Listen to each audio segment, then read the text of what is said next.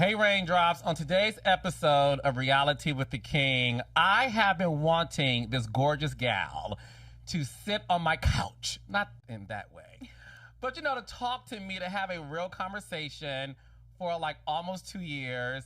And I finally have her. We have so much to catch up on.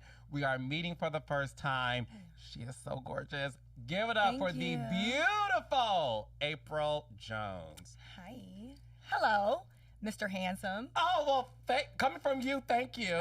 You are gorgeous. Thank you. I appreciate that. I get weird about these things just because, but Why? thank you. I don't know. Hey, between us girls, Okay. you must have gotten that your whole life. Like, No. you were never told. Cause listen, I always ask the baddies this. You had to have been told your whole life you're gorgeous. No, I think that's probably why I struggle, like, to hear it, to accept it. Like, it's a beautiful thing to hear now, and I'm like, oh, God, but I get weird about it because I think I wasn't always that kid. No? I really was the kid that had the jacked up teeth and had to get braces and was kind of trying to figure out my way, and like the gothic girl with the little band across the neck and like the chain on the pant. It was, your girl went through some things. You know what I mean? So I wasn't always. Okay. But well, things have worked out for you. they have. You know what I mean? And then you go through the transition of having kids and your body feels not so. That's true. So, I'm in a space of receiving it. I receive it, and I appreciate that. Okay. And the thing is, too, look, I have been dying to talk to you for a couple of years, and it's because I feel like you are such a phenomenal woman. Thank you. Who have, girl, for some reason, the blogs love you. No matter what you do, you're featured on the blogs. But it's always like either who I'm dating or like, I don't understand. I'm like, why do you guys pick up the most randomest things? And then sometimes I'm like, I'm doing really positive things, and they happen to have picked up a positive thing recently. Yeah. So I was like, man, like, okay, but I feel like, what is it? But that's the reason why I've always wanted to talk to you, because to your credit, you have built this mystery, which is rare because obviously we were introduced to you being on Love and Hip Hop. Mm-hmm. But even so, you haven't, listen, this is coming from me who has done 20 years of reality television, you have not been overexposed at all. Was that a conscious choice for you? Because when it came to being famous, did you always want to be on television, or did you do it because at that time in your life you were with your child's father and you were just like, if he wants to do it, I'm going to do it with him? Well, I never wanted to do reality TV, right? I always knew that I was going to move to California, that being in the entertainment industry was something that I wanted to do because I wanted to sing initially, and this is why I moved to California in 2012. But then when me and Omari met, his management team was like, Love and Hip Hop reached out, and they were like, man, we love your relationship, because this was at the time we were like putting it online, and so everybody was kind of gravitating towards our relationship and loved us, and they were like, well, we'd love to have you guys on the show. And I was like, I don't know how I feel about this. Like, I don't know if I really want to do this. But when you're in partnership, sometimes you make sacrifices. Sometimes it's not always about me. And I think that at that time, he was kind of coming back into his own and coming off of being like, solo and all the things that the management team was like, I think like showing the family dynamic and showing that you guys are getting ready to have a child together, and who Omarion is would be really beneficial. And so I said, you know what, it could be. And so that's why I ended up doing it, which it served us good for a while. And then I guess it purposefully served us good, and then in some instances it didn't. But yeah. Somebody did an interview recently, and they said that one of the reasons why Omarion's team wanted him to do Love and Hip Hop was because they wanted to dispel the gay rumors. Is that true? Sure. Yeah. I think all of it. I think showing that, who he was, right? Not what the perception or what the world was painting Omari to be and what stories were coming out when they were younger and all these things. I think it was like his team saying, right now, I mean, you have a beautiful woman, you know what I mean? Y'all are happy, you know, she's pregnant, you guys really are amazing together. Like, why not give people the ends to your life and show a different part of who you are? So I think it was, at that time, just important for him. And so I was like, well, you know, if this is something that you really want to do and I'm your girl, like, cool, I'll do it with you. But I never, even on the show, I was like, I don't, because you know how the reality stuff is. Mm-hmm. It's like, oh, like, we want to connect you with this person. I was not down for that. That was something that, like, I think kind of that's why I maintained being a little bit more low-key on the show, was because I wasn't willing to do certain things. I was like, I don't really know you. I don't really care to gossip. I don't really want to be, if it's my life, I don't have no problem talking about it. Because, I mean, it's my life.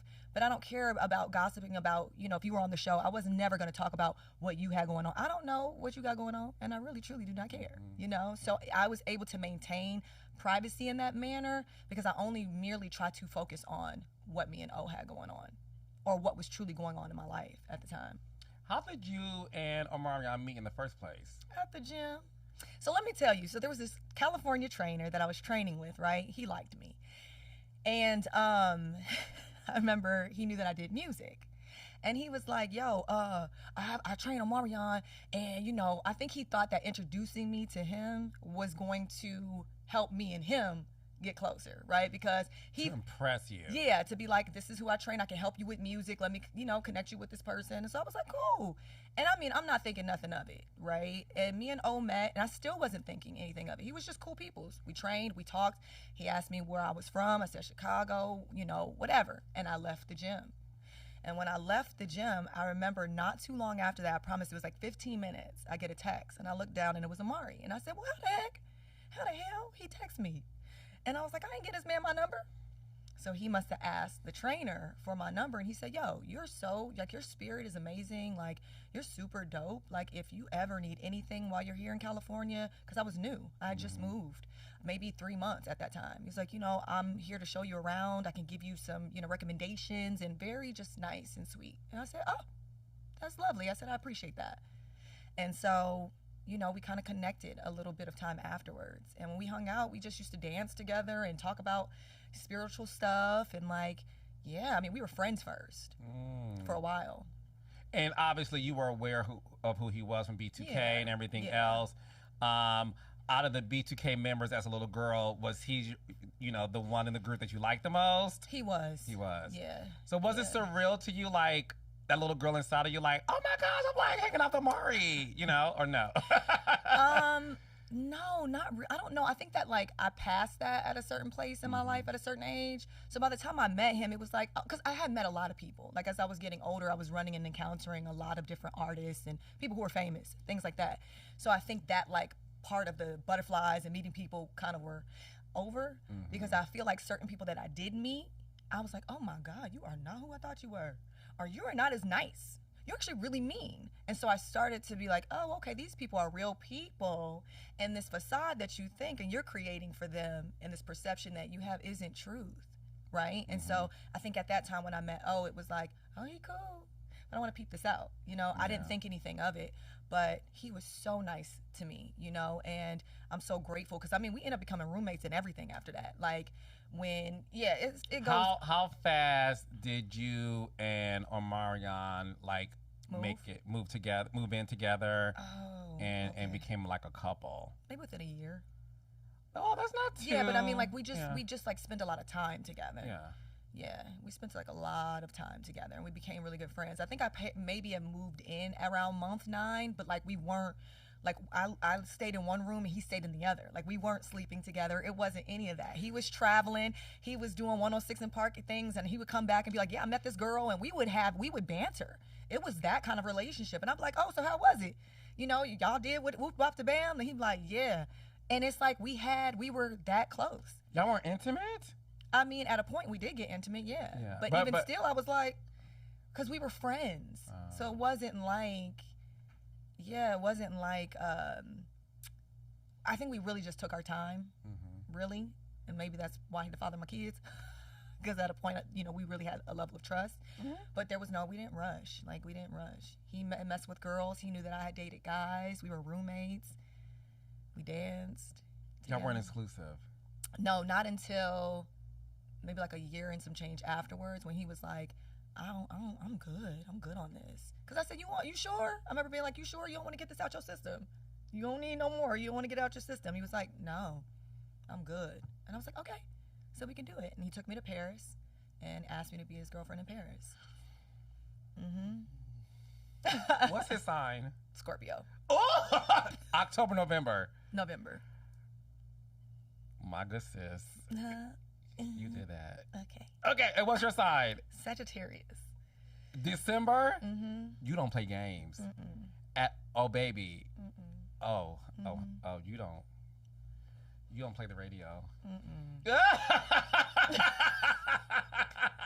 You mean what you say what you mean. Oh, wow, a Sagittarius and a Scorpio. So in Paris, when he asked you to be his girlfriend, which, by the way, Omarion. Yes, Omarion. You did that. Was that the day you fell in love with him too? Or did you fall in love with him prior to that? I think I fell in love with him prior. Yeah. I think, like, even in our friendship, there was a level of safety that we both created for each other. And I think there was a level of trust that he had for me because I didn't want anything from him. Like, he was really just my friend. And whatever he needed, I was there. And whatever I needed, he was there. So I think it was us both showing up for each other in a capacity that, like, one couldn't show up for ourselves in, you know? So we kind of helped each other out. And we were providing each other and pouring into each other a level of security and happiness at that time. You're very grounded. Yeah. And you're, and again, today, obviously, they don't know this. It's the first time I'm meeting you. So I'm just soaking up your energy. I don't write down questions. I just love the energy. Yeah. You're very grounded. You have like an old soul. Very much so. You know what I mean? Like you're very much a grown ass woman. You give me self-assured. You give me, I know what I want. I'm not somebody who could be easily influenced. You make your own decisions.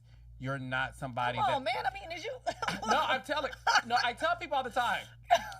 I love what I do because I feel off the energy of people and I don't write down questions. Yeah. Because, I love that also. Because I don't come in like with preconceived notions. I do my research and all that, but I like to feel the energy in the room. And you give me a self-assured woman. Thank you. Who is very much aware of her power. And you don't allow people to play with you. I don't. That's what I gather from meeting you for the first time and being this presence. Where does that come from? Because oftentimes that comes from the childhood that a young woman has.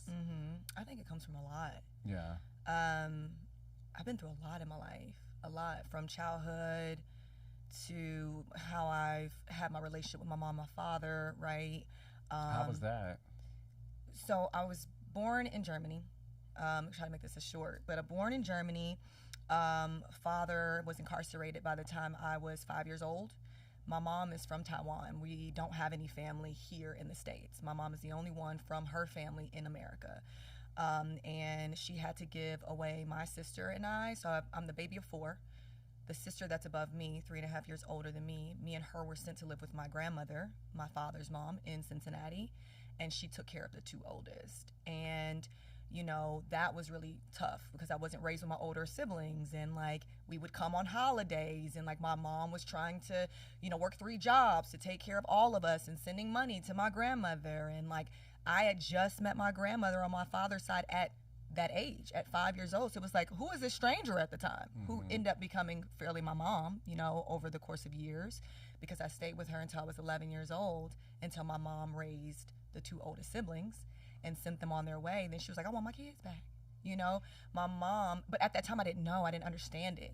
So while I'm over here like, I hate you, I don't like you, it was like, no, like she got these kids on their way, the 2 oldest, she raised them the best she could, and she was like, I want my babies back. And by that time, I think I was just in a space of being so resentful and so angry with my mom, and like, I wasn't raised by my mom, I wasn't raised by my dad, and now you're taking me away from my mom, who is my grandmother. Yeah. So it, you know, I had all that going on, going from an all-black community, right, in Cincinnati, Ohio, Lincoln Heights, by the way, from there, and then moving to Chicago, a very white predominant community, right? So it was a culture shock. It was like a lot happening. Although I know my mom was trying to do the best that she could do, I think internally I was struggling, right? And so, yeah, I had that with my mom. I've had relationships that have kind of made me grow up quite fairly fast, you know. I have gotten to a place of also having kids, right, and becoming a mother has made me grounded. And yeah, I feel like it's so much, like I feel like I could talk forever about my past, and I don't know how deep I should go. Or no, however you want to go, because the thing is,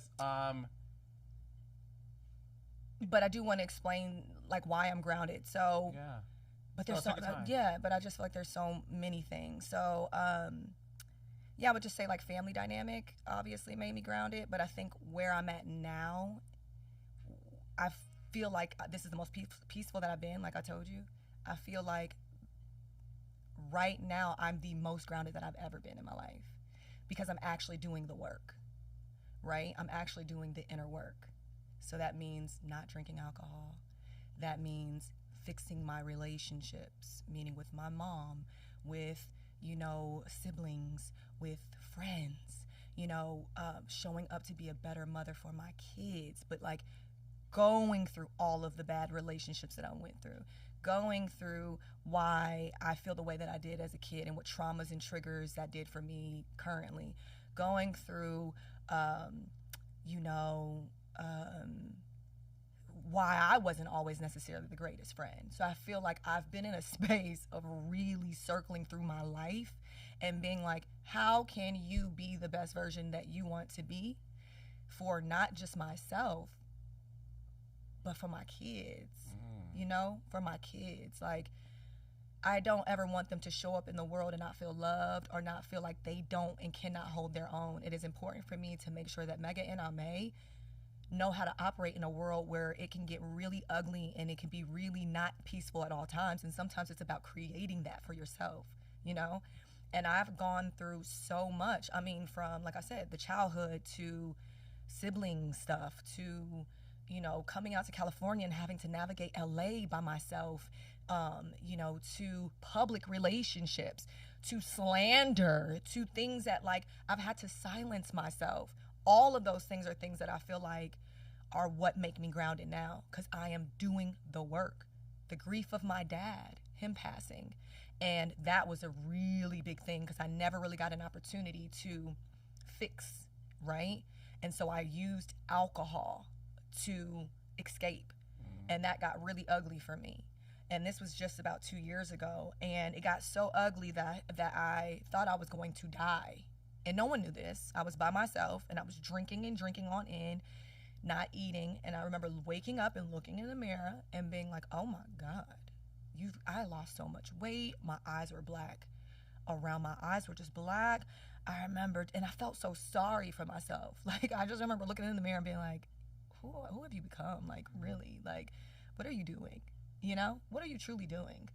And I was like, yeah, this is when I know, like, it's either life or death at this point. How do you want to show up for yourself? Being a victim or being a victor? And at that point, I remember going into my room, grabbing a journal, just like a notebook, and writing down how I was feeling at that moment. And being expressive and being really raw with myself. Like, you know that this is the start to, ending something really ugly. You've got to go through it. And so dealing with the grief of my dad and going through that as well, and actually feeling feelings that I always try to run from, and being like, oh my God, like, my dad, I'm never going to get the answers anymore. My dad gone. He dead. So you going to keep going through this cycle?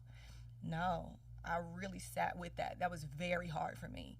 And I am proud to say that I am literally like 1.5 years sober. I have not drank alcohol or none of that. And it was for that reason, because I really needed to feel. So now when I go through anything with anyone, or when I'm, having a hard day, I don't run to things to escape. I tell people, I'm like, I got to feel it. I just told my friend who's in here the other day, I was going through something. I said, you know, I'm not going to meet up with you to go eat. I'm actually going to feel the feelings that I'm feeling right now. I'm going to take a walk. I'm going to feel this today, and I'll hit you tomorrow. Did therapy teach you that, or was that just self-work you did on your own? Yeah, maybe an accumulation of those things, but I feel like really me tapping into the inner work, and I'm, you know, not running. At some point, we've got to stop running. At some point, we as humans have got to be really real with ourselves and face the facts that, like, this is what real life looks like, right? I want the overall, I want the best that I can get out of this life. I mean that, and I know I'm deserving of it. And I believe that people who really do the work, people who really want it, will attain it. And so I'm not interested in all the hoorah and the material, and although those things are nice, great, cool. I want the real friendships. I want the ones where I can cry to my friends and we can bare our souls. I want the relationship with my partner, my husband, who is my best friend, that there is no fear, there is no shame, there is no guilt. We can talk to each other. I want the overall gist of life that I can get from this, because we only live once, right? I want that. I'm deserving of that. I think we all are, but I am a testament to I'm doing the work, because I do believe that it's really in the palm of my hands. Yeah. It's right here, truly. No, it is. It is. I mean, you're preaching. You're giving me, I'm going to start calling you April Jakes Roberts. Wait, what? You're preaching. I'm very spiritual. And what you're talking about so passionately, powerfully, and spiritually, you're changing lives just by your testimony alone, because you are a mother of 2 kids. So to even admit publicly that as you're raising 2 kids, you are a mother who fell into the depression of alcoholism. What did that look like? Like, were the kids with other people? Were you just like, how were you able to juggle all of that? Yeah. I mean, the kids were with other people, but I mean, there definitely were times where, I would be lying if I said that I didn't drink in my house when my kids were there. I would be lying. I'm not a liar. Yeah. But I think that that's kind of what, made me feel like this ain't, I don't want to be this person. Yeah. I never drove drunk or any of that type of stuff with my children, but I think that in grieving my dad, and being in my house at night when they go to sleep, oh no, I'm gonna get lit. You know what I mean? And thank God for the friends that I do have, because they saw in me things that I don't think that I really was trying to be honest with myself about. So my friends were taking turns being with me. And thank you to my tribe, like seriously, like that, when I think about it and I say it out loud, I'm like, man, woof, because if I didn't have that at the time, I don't really know what or how things would have turned out. But people were literally like, no, Jonesy not good today. Jonesy need a friend. Aramome was one of them. Ari, another, just like, we'll take some time. We'll stay. You want to stay for 5 days? Great. Okay, cool. We're going to just grab some clothes and we'll come back. And so everybody was just coming and tapping in with me and making sure that I was like doing all right. And I needed that at that time more than I think anyone truly knows. So. Did you go to rehab? I did not. No, it wasn't like that. Like I always socially drank. Yeah. Cool. But when I lost my dad, it compounded. It was the I was escaping.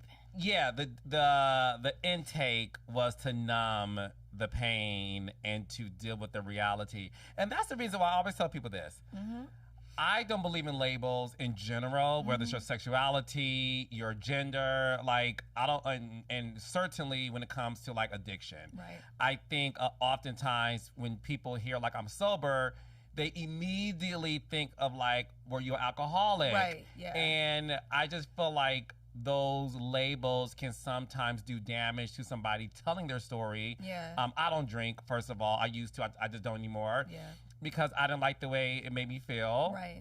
And I think and then I go to rehab. I just like, I don't want to drink no more. That's it. And I spoke to God about it. I said, God, I ain't trying to do this no more, child. He said, okay, if that's what you want to do. Yeah. So I say all that to say, because there's people out there who are struggling with identifying their relationship with alcohol. And you don't have to be an alcoholic to go to rehab to stop drinking. You don't. What you have to do is really sit still and say, my relationship with alcohol is unhealthy. Right. And unhealthy looks differently. It could be unhealthy in terms of dieting. It could be unhealthy in terms of too much intake because I'm dealing with pain. Yeah. It could be unhealthy due to just, I don't like having hangovers and headaches. I don't like feeling that way anymore. Right. So I give you all the praise and props in the world for being so open about it, because let's be clear, in our industry, everything is surrounded and celebrated around drinking. You sold the show, let's go to drink. Girl, I got PTO approved. We're having a celebration. I mean, our industry, everything. Our industry promotes alcohol as a way of celebrating milestones. And that is something that don't get talked about enough. So I wanted to let you know that your bravery, I know is going to change people's lives just by hearing that, because a lot of people just have unhealthy relationships with it. But they feel like, I'm not an alcoholic, so what does that mean? So I'm glad that you cleared that up for me. Yeah, and I think that rehab truly is just for people who feel like they need more additional help. And that's okay. You know, sometimes you might need more help in certain areas, right? But yeah, I mean, I was always, like I said, a social drinker, so I was fine. But it went to the grief that I was like, okay, buddy, this I knew for myself. I was like, this ain't right. You know, because things was changing. You know, the skin was getting gray. The face was looking like, I said, oh no, the glow is gone, baby. The glow was gone. And baby, the glow is back. You're back. No, honey. Thank you. Baby. Okay. 10 out of 10. So talk to me about your decision to move to California, and what was the decision-making process of you even wanting to do that? Because that's a big move. Okay, so I always wanted to move to California, right? Like, I mean, young girl, we watch movies like Land of the Dreams where it's made. And I'm like, well, shoot, I know that I want to do music. I was in a girl group at the time, and I was like, look, that is where I'm going. Cool. My mom wanted me to do school. Very Asian of her, very cultural. Okay. I said, I'm going to do this. I'm going to make you happy. So I went to school. I got my degree. I worked at Northwestern Memorial Hospital for 2 years, was thriving, living on Michigan Avenue, thriving, feeling real cutesy. And I said, you know what? At this point, it's time for me to do what I want to do. Because I did what you wanted me to do. And not that I didn't want to do that. I just knew that in my spirit, something was calling me to come to California. Like, try it. So I did. And I did not tell my mom. My mom was mad. Sometimes she still, when we talk about it jokingly, she'll be like, girl, you crazy. Because I literally was like, I'm quitting my job. I'm putting my 2 weeks in. I'm not telling this woman because I know she's going to force me to stay. So I'm going to put the 2 weeks in. I'm going to pack everything up, get everything squared away. And then literally a few days before I go, I'm going to tell my mama I'm leaving. And that's exactly what I did. And she's like, what do you mean you leaving? And I was like, I'm gone. And she's like, what do you mean you got to pack? I said, all of it's packed up and everything. Like, so she couldn't force me to stay. And I ended up leaving and coming out to California. And that was 2012. I have not moved back home since. What was life like for you in California? That is 13 years ago. This, like social media was kind of around, but it wasn't the thing. But baby, Hollywood, for a pretty girl like yourself, was there tons of fun, but also tons of like bad decision making? Oh yeah, it was all of it. You know, a lot of partying. You know, a lot of late night studio nights. A lot of just watching other people do bad things, you know what I mean? And being like, what is this? I always told myself I wasn't even gonna be in these rooms. Like, what the world? And so, you know, at this point, feeling a level of guilt for even allowing myself to see things and not say anything and not stick up for what I felt, right? And being like, wow, like this stuff really exists out here, from the drugs to, you know, the women. And man, I saw a lot that has definitely, you know, made me grow as a person. But also, I'm kind of glad that I did, because I had a perception of what California was. You know, you watch movies and you're like, oh my God, it looks like this and it's this, and Hollywood is this, and it's like, this Hollywood. Like, you know, you come out here and you're like, this is the stars. You know what I mean? Did you feel that way? I'm like, oh, absolutely. I was like, oh, this is. I heard about Skid Row, but Hollywood, it's a little skittish. Right. Yeah, I was like, oh, yeah. And like I said, then being in rooms with people and like certain artists or, you know, getting invited to parties and being like, wow, like some people really are not what they are when you watch them. And like people really are struggling and people are real drunks. And like, you know, I got to see all the things. Were you sexually harassed?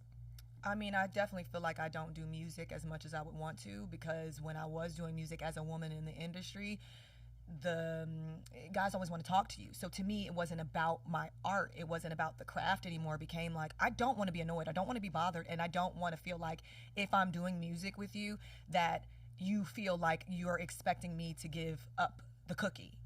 Not happening.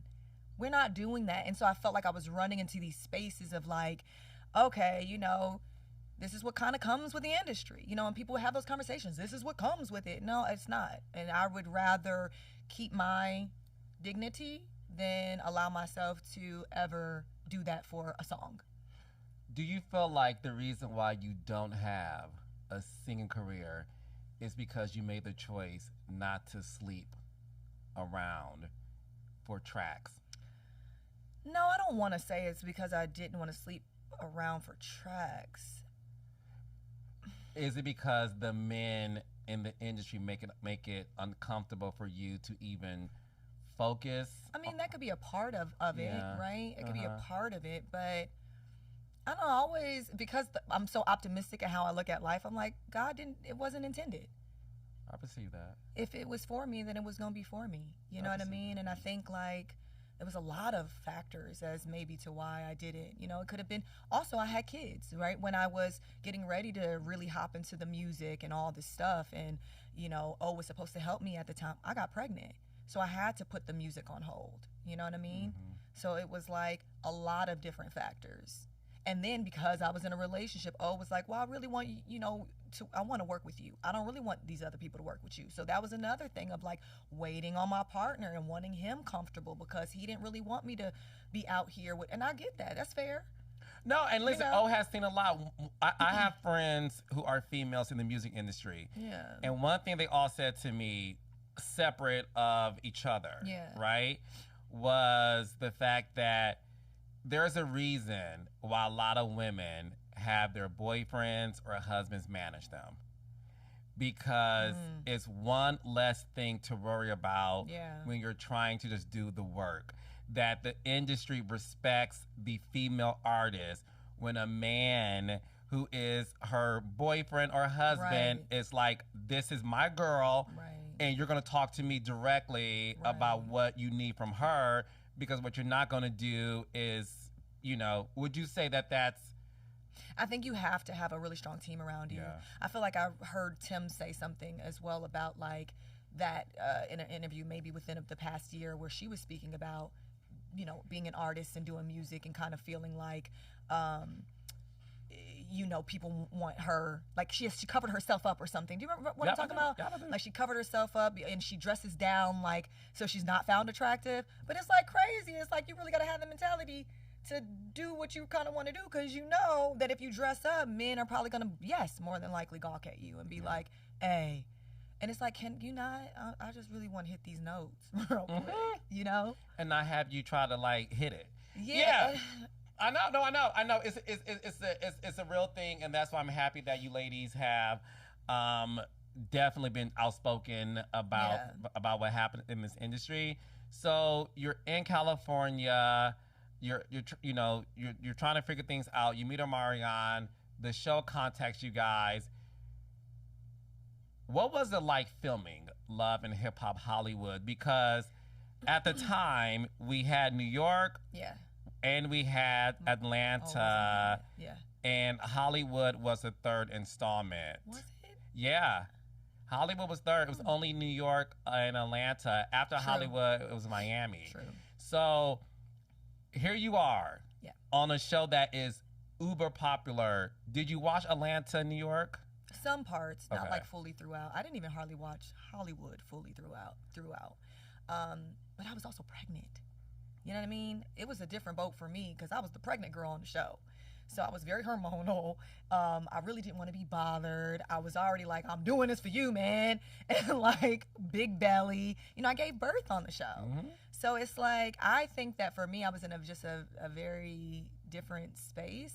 And I really don't feel like I was being bothered initially, except by O's mom at the time, you know, that everybody got to see, which was like, girl, pipe down. Like, why are we fighting here? Like, I'm not you, you not me. I respect your position. Just please disrespect mine. And I think that was the most that people saw in Love and Hip Hop. And, you know, we're in a better place as well. Hi, Leslie. So y'all are good. We're good. Okay. Yeah. But yeah, it was just kind of that. The first year. Did you, as you were filming the show and you're doing this for your partner, did you want to quit after the first season? Like, was it difficult for you, like the comments and like? Oh no, I don't read comments. That's the trick. No. Even like as a newbie, because I feel like all newbies read them at first. So you did not even like subscribe to that notion? No, because I feel like then I have the choice, right? To determine how I want to show up every day, how I want to wake up every day. And I felt like I don't know what people are going to say. I don't know if what you say is going to affect me. So I'd rather just not be affected by what you have to say. And I'd rather coast through and have the choice to have a great day. So I didn't. But it wasn't until friends would come to me and be like, girl, everybody, you know, rooting. And I was like, oh, this is great. Because people love the fact that I just like didn't allow myself to be talked badly to by Leslie or, you know what I mean? So people were like, no, that's not right. She pregnant. And they was rooting. So I was like, oh. So I kind of knew from people around me that at this point, like, all is well. So if I did decide to read anything, most of what was going to come my way was going to be positive at the time. But I don't, to this day, I don't really read comments like that. Good for you. I don't. Good for you. And I do know I have to engage y'all, so I do my best to go on there, but... your mom. and then I don't really want to, sometimes I will say slick stuff back in a way because I'm like, girl, I was you before. You, like, I get it. Like, I really be trying to be nice to people, but also, even in my comments, they probably like, you can't hate me. Like, you just can't. Like, I'm not a mean person. You know what I mean? I know people want to make me out to be this way, but I'm like, look. So I do try to engage even with the people that are mean to me. I'm like, I know they probably hate me even more because you can't hate me after I respond as nicely. Like, girl, if you don't get God, because you know God gonna make sure he see us through, right? Like, I'll just respond, you know, in those kind of ways. And they're just like, girl, whatever. They're mad because they want you to like, because again, it's all about algorithm. It's all about like the more they can feed into it. Yeah. So I'm glad you don't subscribe to that. That's really good. And stay that way. Where do you think things went awry in your relationship with Omarion? Life. I think that life happened. I think, you know, it's funny. I was listening to the song by Alex Warren called "First Time on Earth," right? And it just came to me where it's literally like, this is all of our first time on Earth, right? Like, no one knows how anything goes, right? You just kind of coast through. We don't know how to be a parent. Like, we're learning as we're going through things. And so I feel like that was kind of like the space that he was in at the time. When I got pregnant with my daughter, he was like, wait a minute. Okay, we about to have baby number 2. I don't know. I'm maybe guessing for him, but he kind of was in a different space. And I think when he went to Dubai, he had came home one day off a trip and he was just like, I just kind of like need a break. And I was like, okay. No warning signs? Mm-mm. You guys weren't like arguing or like? No. APRYL. Yeah. But I get it. I get it. Like, but at the time though, I didn't. You didn't. Yeah. So he literally came home and just said, "I need a break from this." Yeah, that he wasn't happy with certain the women that was in his life. You know, he was like, I'm just kind of like feeling like, I think he was feeling a lot of pressure. You know, Omari takes care of his family, and like, you know, he's that for his family. And so I think, you know, it was at a point where he came home and he was just like, this is too much for me. And I was like, well, this is too much for me too. I am pregnant with our second child. Like, what does that mean? And yeah, I said, okay, I'll give you a good month to let me know why it is that you feel this way. And he never did. He never was expressive to me about why he needed this break. And so I said, well, okay, I had to think, well, if my daughter came home and she told me, you know, that this happened to her, what would I tell my daughter? To get the fuck up out of there. That's what I would say, excuse my French. And so I decided to get an apartment, and I decided to move out of our home, and that's kind of the split. I'm sorry. I know this happened. I'm sorry. I'm stuck in the moment with you because my heart bleeds for you only because I can't imagine that one day you're thinking everything is peachy cream and like status quo, and then your partner comes home and says, I just can't do this anymore. I'm bleeding inside for you. And I was going through postpartum, but that's a whole other thing. I think also too, that was something that he discussed with me where he was like, I don't know how to deal with this. And I'm like, and neither do I. Like, I'm waking up on the edge of my bed. And for any woman that has postpartum, I mean, it's not something you can really describe, right? Because there's different feelings and emotions that come with that. Some women want to kill their kids. Some women don't. Some women wake up and we're numb. We don't feel, you know, and I kind of was waking up like that, like on the edge of my bed and just sitting there being like, what is this? Like, what is all this?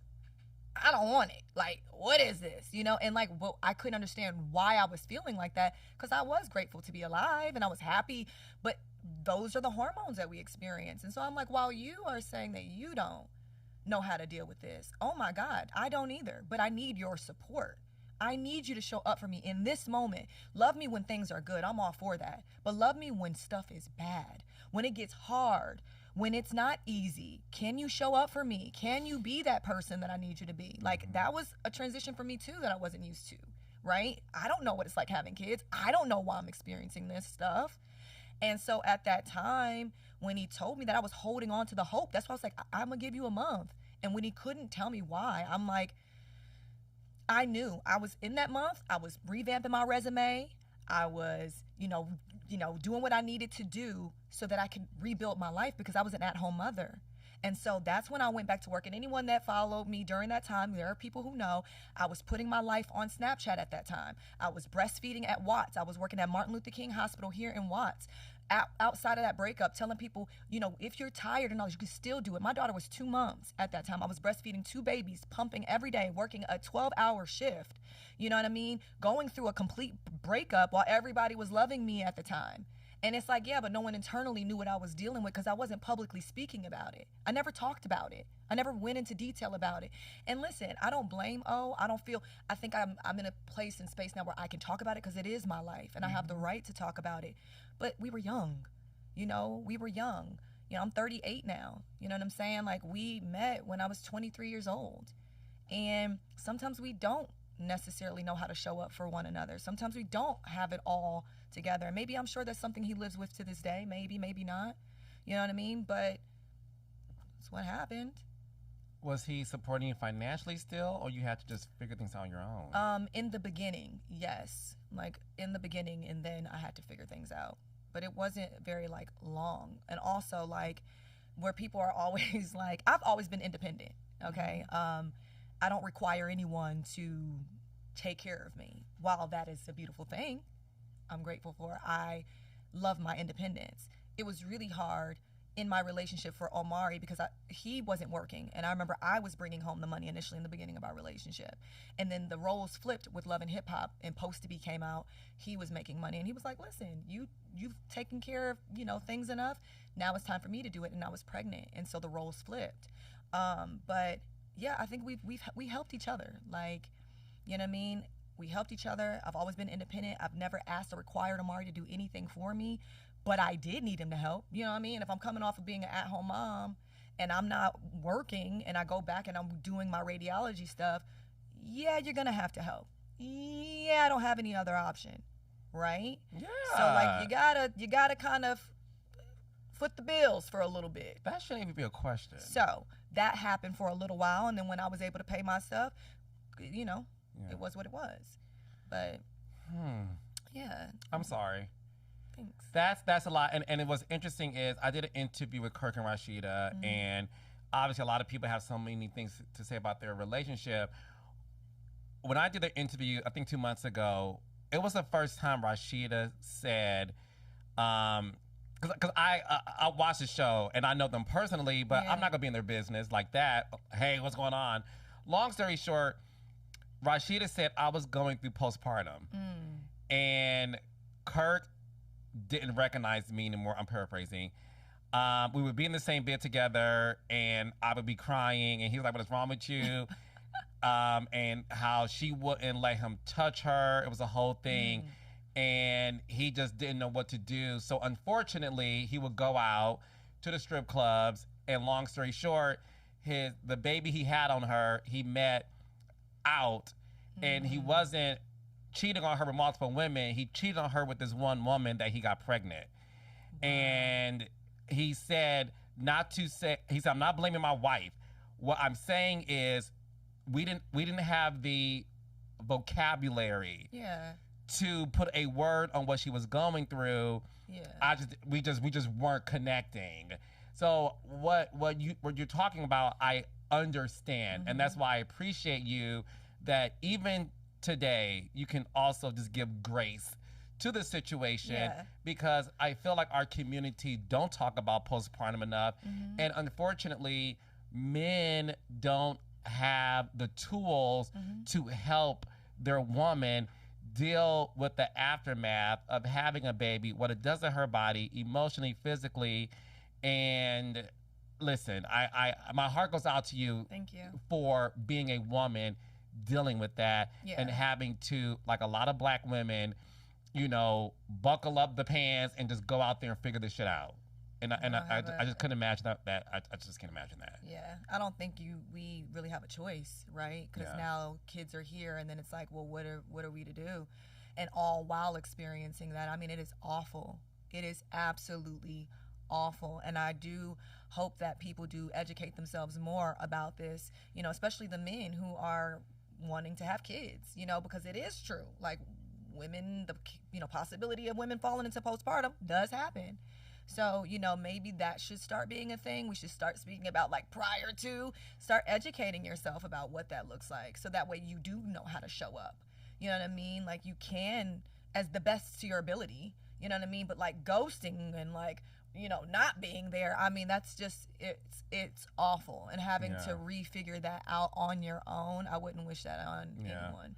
I feel like the way you got to go to premarital counseling before getting married, I feel like there should be some sort of class that you take while you're having a baby. Because again, I think I'm not blaming any of the guys. I think men also have to be educated on, there's a possibility this may happen, and these are the signs, and when this happens, this is what you do. So I think there should be classes for that. One thing I want you to address is, obviously, one of the most controversial things that happened on the show was you dating Omarion's bandmate Fizz. Okay. And a lot of people felt like, oh my gosh, girl, that is like the biggest no-no. How dare you? What's going on? I've never heard you explain it to the point in terms of like what happened. And I do reality television, and I know that you're not able to see everything. Yeah. And I'm not here to ask you questions based on what I saw on the show, because that to me isn't necessary when it comes to that sensitive situation. And I just want you to be able to explain to the world their curiosity into, like, how does that happen? You did say in an interview before that Fizz was there for you emotionally as a friend, and then things happen. Well, I think that people watch reality TV, and then their timing and all of that. Like when me and O did the show, that was 2014, 13 going into 14, because I was pregnant with Mega. And then you're talking about me not going back on the show to 18, 19. So it was like 5 years had already passed of not being on the show. And there was a lot of stuff personally that transpired between that time, right? Wasn't like, yes, cool, in a band together. But like, what does that look like behind closed doors? Are they really friends? Do they really spend time together? All the things. Like, we have to take all that into consideration. At that time, me and Drew really did become good friends from the show, me coming back onto the show. And I was dealing with so much at the time, like so much, going through court with BD. Like, it was just a lot of things happening for me. What I will say is that I'm grateful for him at that time. because I didn't have any family. I don't have any family here. But he was a friend, someone who made sure that I was good. Like if I needed anything, if I wasn't getting sleep, you know what I mean? And I was literally at my wit's end. He'd be like, maybe you need, he was there. He was there. And so I will say that I'm grateful for him in that time frame. And yeah, things were intimate between me and him, obviously, clearly. But that was a real life that I was living. It wasn't anything trying to get back at at the time. O was far gone. I mean, we hadn't been together already at that point, like I said, for 5-6 years. Like, it wasn't a thing. You know, my real life was happening here, and as a woman who was vulnerable and who was going through a lot of things at the time, I just feel like he was there as someone that I trusted in that time of my life. And I didn't feel or see anything wrong with it. I wasn't married. You know what I mean? Like, yes, I had kids. They're not cool. Like, to me at that time, it didn't feel wrong. Now, while I can understand the world's perspective, while I could see it stepping outside and what that looks like, I get it and I respect it. You know what I mean? We are now in, 2025, about to be 2026. You're talking about 6 years now has gone by. And there has been a lot of evolution within me, a lot of growth.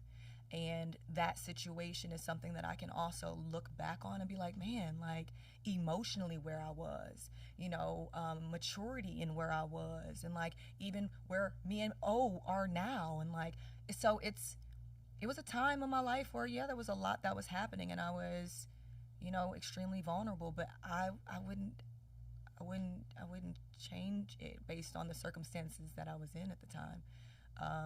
Just like any, like I said, woman who has someone who's a friend and a person that you trust, like that's a person that you could fall in love with. It's a person who you're going to tell your deepest and darkest secrets to and who's going to listen. And I think that's just kind of what it was at the time, Did you fall in love with Fizz?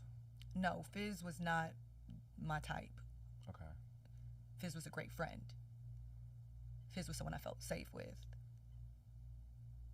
But that was it. Yeah. And I'm so grateful for him, literally. At that time, he was a great friend. So. How did Omarion find out? I think publicly, maybe not. Let me think before I speak. I don't really remember. I don't know if I said something, or maybe he's seen us. I know he saw us hanging out because we were on blogs together. So he saw us hanging out before the show ended up coming out, but he didn't say anything. It wasn't talked about. Like, me and O weren't good. We didn't talk.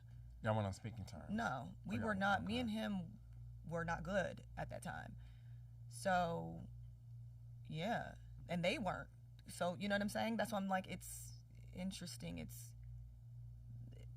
I know what it could look like on the outside world, right? Because, these people grew up together and they were in a band together, but like, people grow apart, and it happens every day where you see people who grew up together and then, but it doesn't mean that like they were friends, is what I'm trying to say. So it wasn't like we were together, no. It wasn't that. Did Omarion feel like you betrayed him? I'm sure. But he didn't say it to you? No. Okay. No, I don't think he said it to me. No. I mean, I think that back in the day was so blurry. I'm gonna be honest with you, just because there was so much going on. Like, I don't think he ever came out and said, "You betrayed me," but I think he was like, "Come on, April." Like, if we were having the conversations, there was anger there. Like, "Come on, April. Come on." I'm like, "Come on." Like, okay. You know what I mean? But like I said, I can see where he felt away. I mean, I can see how, again, the perspective of the world, how they felt. But I was living a real life. I was really going through some things. I had a friend at that time to me that was there, and I was grateful for him. And that's just as simple and real as it gets. You know what I mean? And you grow. I mean, to me, that situation was something that happened in my life that I felt like at that time, like, of course I experienced, but I was grateful for a friend at that time, truly. And I look at that time back then, and I don't feel a way fully about it because, again, me and O weren't good. It was nothing funny happening behind closed doors. It was literally like, me and this person, me and O ain't good, cool.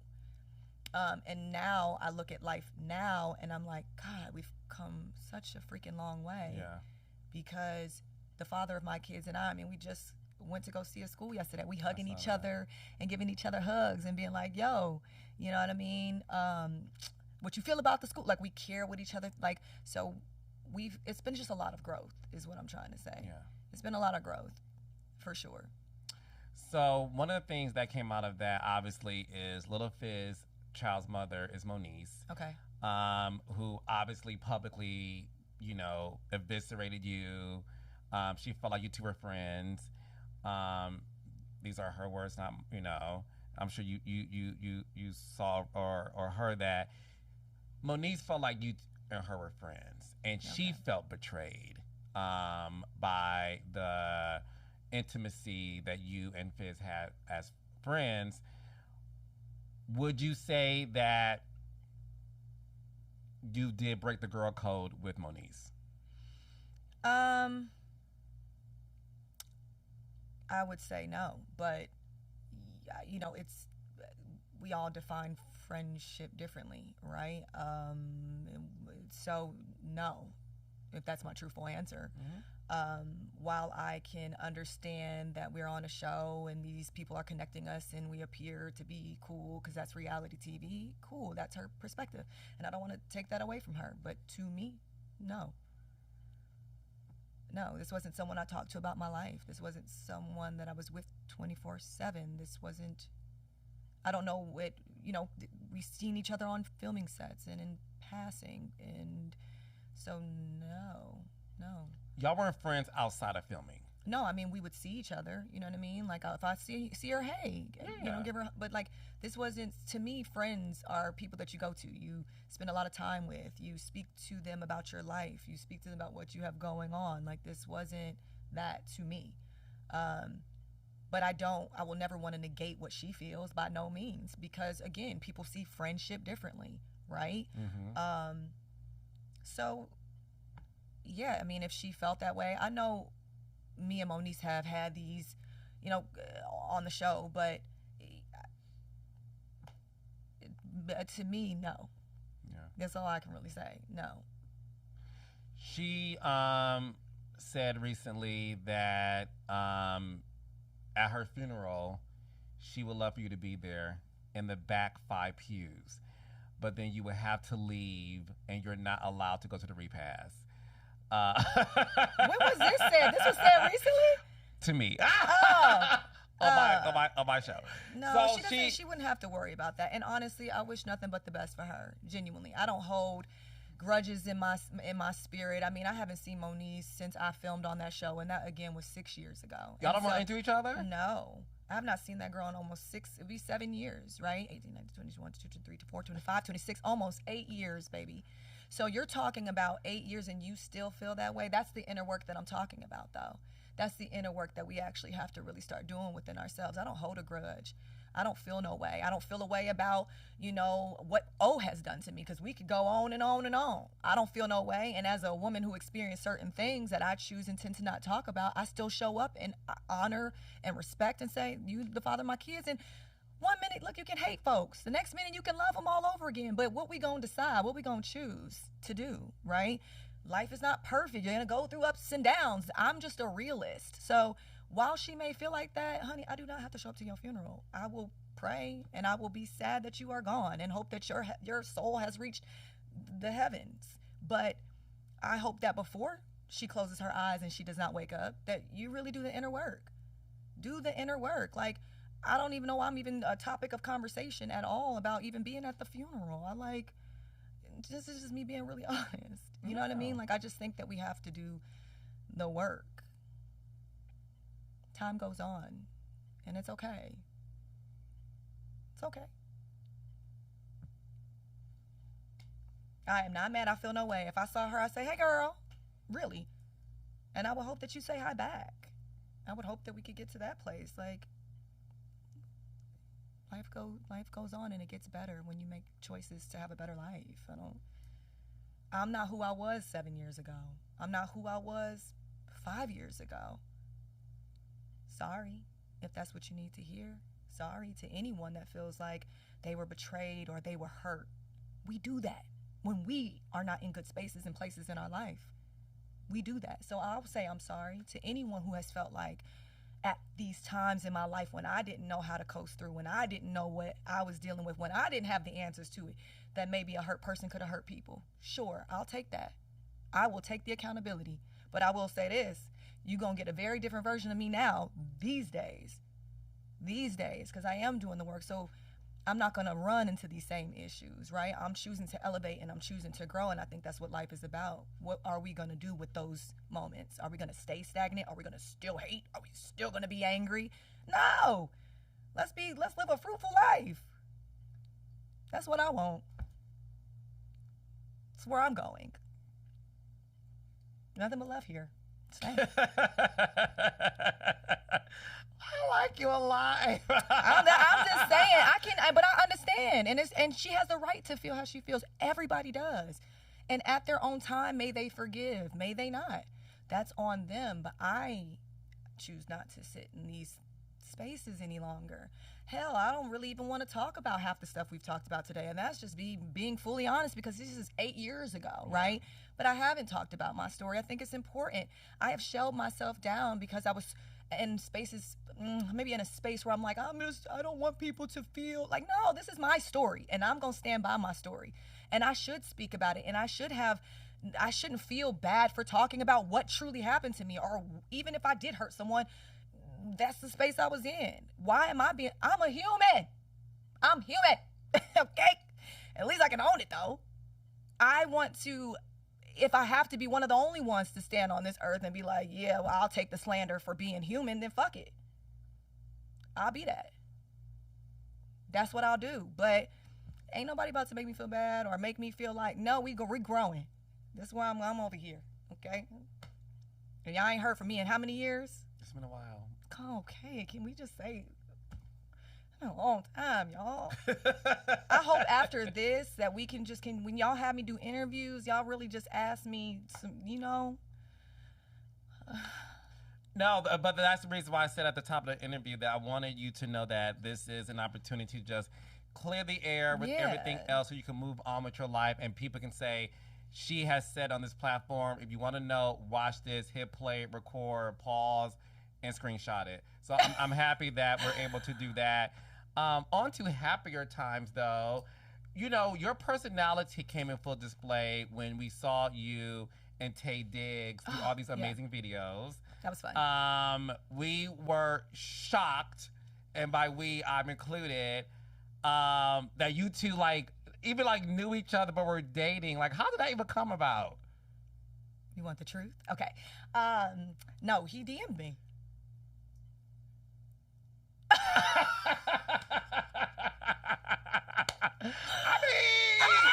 DMs work.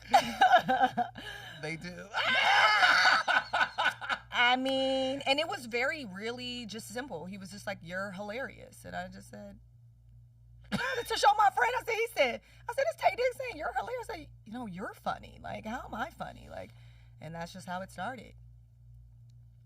What was it like dating Tay Diggs? I mean, how Stella got her groove back. Best man, chocolate and fine and funny. Funny. It was great. It was great while it was great. And we had some good times. We laughed a lot.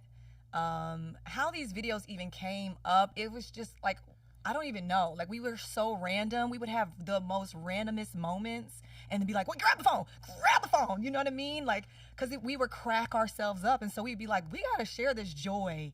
And that's kind of how these videos kind of came to be. And then we realized, like, oh, shoot, like, people really are happy and people really do feel good. But, yeah, we had fun. Me and Tay had fun. How long were y'all together? Over a year and some change. Did y'all move in together? We did not. Oh. That is I don't like to do that. Okay. Yes. Mm-mm. So why didn't it work out? Why didn't it work out? I will say this about Tay and I. I think that I will say this truthfully. We went to therapy because I think we spoke different. We had different communication styles, you know. So we did do therapy, which I think is healthy for all. I'm like, that's partnerships. amazing. And so we did. I think we tried. I think we tried to understand each other. I think sometimes it doesn't always pan out. I think sometimes the communication can hit a roadblock. And I think that that's kind of what just happened. I think like I may have felt like I needed certain, things that he wasn't, and then and it was just like, well, I'm telling you. And he's like, well, I'm telling you. And it's like, okay, well, can we understand? And we just couldn't get there. And that's okay. Yeah. I did just see him, though, in New York, which is so interesting because we went to Alicia Keys. What was it? Oh, Hell's Kitchen, the play. Hell's Kitchen. On Broadway. Yeah, and a friend of mine was like, I'm going to take you to this Broadway play. And I was like, okay. And this man, Mr. Tay, was sitting 4 seats ahead of me. I said, what the world? But I didn't know. And as the intermission happened, I look over and there's a black woman to my right, and she's like, "Hey, April." I said, "Hey, girl." She's like, "Tay just walked by." I said, Messy. I said, "What you mean Tay just walked by?" He surely did, right? I didn't see him, but I look back. I'm like, "Well, where is he?" And so I'm like, "Oh no, is he here? Oh my goodness," because we hadn't seen each other for a while, right? And we hadn't seen each other, especially like how I'm now, like sober and all these things. So I was like, "Oh my God, like what is this gonna be like?" And I remember going to the back and calling his assistant and being like, "Troy, whoa, is he here?" He's like, "Don't tell me you at the Hell's Kitchen, man."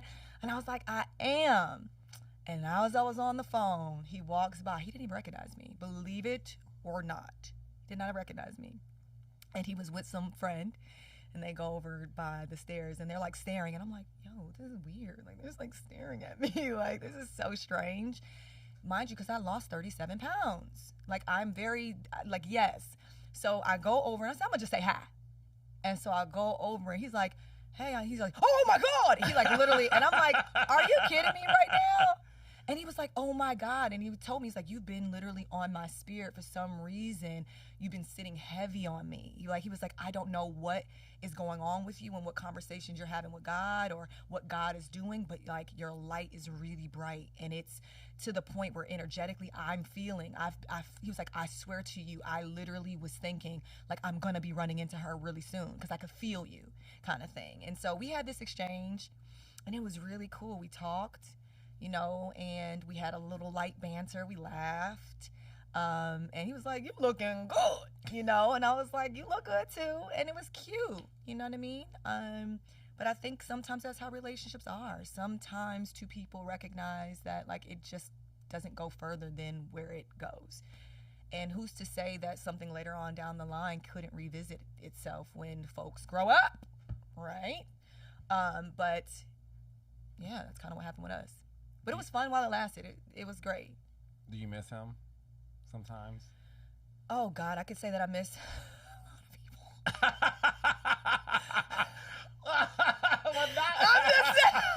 I mean, he ain't the only relationship I had. I don't know how to lie. Okay? I could say I miss a few because I do love people. Like, you know what I'm saying? But you know how, like, that one that you would buy, like, circling the block? Oh, you know what I'm saying? Okay, I get what you're saying. Yeah, sure. No, I miss I will always say I miss the friendship of people before I say, like, the intimacy and all of that. Yeah. I can do without. But, I do miss the laughter. But I also recognize when things come to an end, they just come to an end, and I'll be okay with that. I'm one that can keep it pushing. Fortunately, unfortunately. It's like, oh, the ship has literally sailed, and it's like, bitch, it docked. Are you going to stay on, or are you going to get off? And I'll be like, okay, come on, let me grab my bag and go ahead and get off, and I'll be okay with getting off. And it'll go back into the ocean, and other people will get on that boat, and they will enjoy the ride. And I'll be over here on the beach sipping my pina colada. until the next boat comes, and then I can enjoy another ride. I believe in that. I do too. You know? Is it true that you dated Dr. Dre? No. That's completely made up. No, me and Dr. Dre, and I don't even like to call him Dr. Dre. That sounds weird. I'm so sorry. Andre. Okay. He's someone that is very close to me, and I'll just keep it at that. Okay. Yeah, he's someone that is really close to me. Okay. Yeah. Are you dating anymore right now? No. You're single? I am single. Girl, I am. You may not be in a relationship, but you're seeing something. Baby, not a thing. There is not a male DM. I don't even have a roster. You don't? No, please don't put that on there. I don't even have a roster. It's not even a thing. There's no more blue checks in the DMs? No, I mean, there might be some blue checks in the DMs, but I don't have, like, I'm not, like, reaching, I'm not talking to any, like, I haven't created that. I don't know what's happening. I was dating. I'm not dating now. What happened to the last person you were dating? Was he a celebrity? No. I tried to go not celebrity, and I will not. Let me think about what I'm trying to say. I would date a non-celebrity. I need to date a non-celebrity who is someone who is secure in who he is, and who is a man who believes in God, and a man that has a vision for his life and for what he sees us encompassing together, and what that looks like. I don't want to feel like I'm with someone that, because like you said in the beginning of this, which is so funny that you picked up on, I know where I'm going. Yeah. I know what I want. And if I'm with someone, I require that. I need for you to kind of set the tone. You know, if I'm with someone who's like an avoidant, I guess I kind of ran into an avoidant. That's what that was. He was more of an avoidant. I'm not used to dealing with someone like that. Like, I crave for connection and closeness, and he kind of was more like, when it got too close, he would need space, which is fine. We can have space, but the communication and all that was just not. And I just feel like dating me and kind of knowing who I was could have played a factor of pressure, right? And being kind of like in a space of maybe not feeling like he had more than I had. And so then it was like the pressure. And I'm like, it's okay. I don't need you to have a lot. Like, you don't have to have a lot, but I need you to at least have the vision. And I need for you to at least have confidence. And I need you to at least, like, make me feel like I have a reason to be in it. And I didn't feel like there was a reason at a point. I mean, look, at this point, you're focused on your career. You recently revealed that you are utilizing your degree, because you have, is it science, forensics, explain? Radiation. Radiation. Science. Yeah.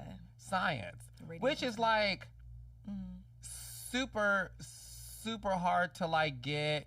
You're very smart. Yes. And you're like working in your field currently. Talk to me about that. I actually go into work tomorrow, and I worked yesterday.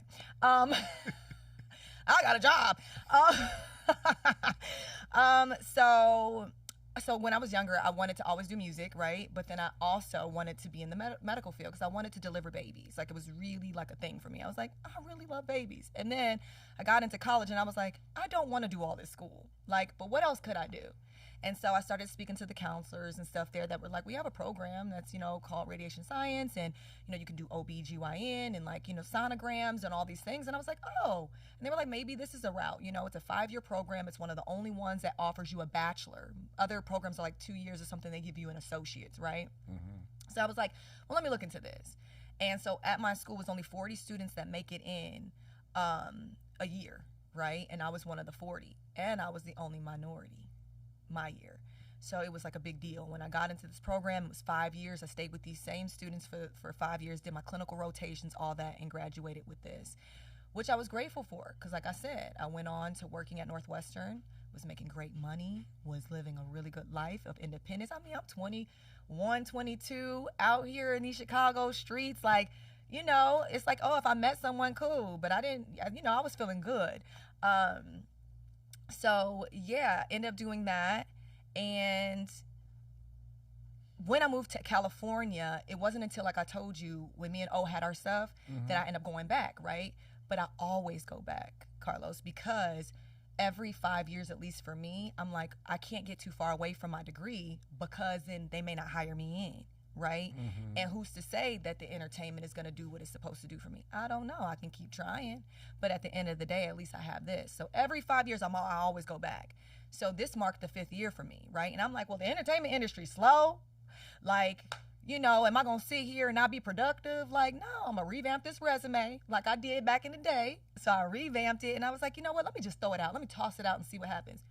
Promise you not 1 week later, I get a phone call. And they're like, hey, like, you know, we're offering this position. It's a, you know, per diem or whatever, but you can create your own schedule, you know, with your patients. And I'm like, oh my God, this sounds like perfect. Yeah. Like I don't got to work full time. I got to work part time. I can act. That works best for me because I need to film if I need to do movies.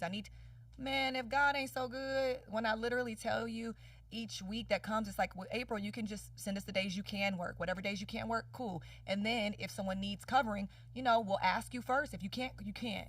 So it's just perfect. Yeah. I'm back in a space of revamping this, you know, having this on my resume again, so that if I don't work, say, in this medical field in the next year or two, at least I'll have a good 5 years before I go back again. You know what I'm saying? Mm-hmm. So just to keep current, but I do love what I do.